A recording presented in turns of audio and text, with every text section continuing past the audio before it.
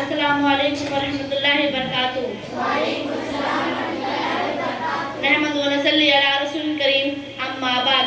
صدر انجمن حکم صاحبان، قابل احترام اساتذہ اکرام اور میرے پیارے بہنوں اور بھائیوں، آج کی سالانہ انجمن میں جس موضوع کو لے کر آپ حضرات کے سامنے حاضر ہوئی ہوں وہ ہے قرآن مجید کی فضیلت۔ اعوذ باللہ من الشیطان الرجیم، بسم اللہ الرحمن الرحیم۔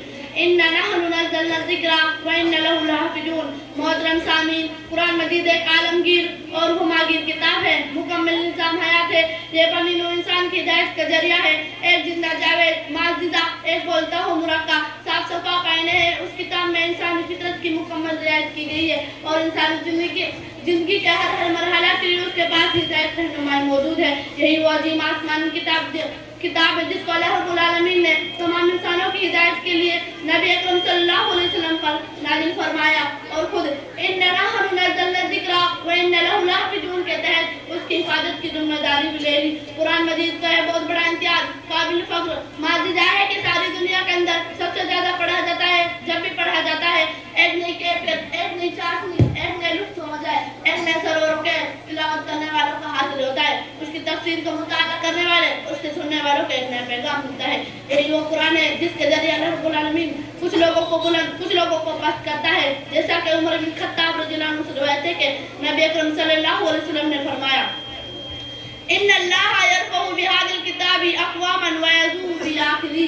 اللہ تعالیٰ اس کتاب کے ذریعے کچھ لوگوں کو بلند، کچھ لوگوں کو پست کرتا ہے۔ اور ایک حدیث میں قرآن کے متعلم اور معلم دونوں کو نیک اور اچھے ہونے کی شہادت دی گئی ہے، جیسا کہ نبی اکرم صلی اللہ علیہ وسلم کا ارشاد ہے خیرکم من تعلم القرآن وعلمہ۔ تم میں سے بہترین شخص وہ ہے جو قرآن کو سیکھے اور سکھائے۔ اور عبداللہ بن عباس رضی اللہ عنہ سے روایت ہے کہ نبی اکرم صلی اللہ علیہ وسلم نے فرمایا ان الذی لیس فی جوفہ شیء قرآن کالبیت الخریب۔ قرآن سے خالصین ویران برباد گھر کی مانند ہے۔ قرآن سے خالصین ویران برباد گھر کی مانند ہے۔ حاضرین مجلس، قرآن مجید کی فضیلت کے سلسلے میں نبی اکرم صلی اللہ علیہ وسلم نے فرمایا اقرؤوا القرآن فإنہ یأتی یوم القیامۃ شفاء للصحابی۔ قرآن کثرت سے پڑھا کرو، اس لیے کہ قیامت کے دن اس کے پڑھنے والے ساتھیوں کے لیے سفارش بن کر آئے گا۔ قرآن مجید اللہ رب العالمین کی وہ کتاب ہے جس کو اس نے عربی جیسی فصیح و بلیغ زبان میں نازل فرمایا ہے، جس کے ایک ایک حرف پر 10 نیکیاں ملتی ہے۔ آخر میں اللہ رب العالمین سے دعا ہے کہ ہم سب کو قرآن مجید کی فضیلت سمجھنے، اس کو پڑھنے کی توفیق بخشے، آمین۔ وآخر دعوانا الحمدللہ رب العالمین۔ السلام علیکم ورحمۃ اللہ وبرکاتہ۔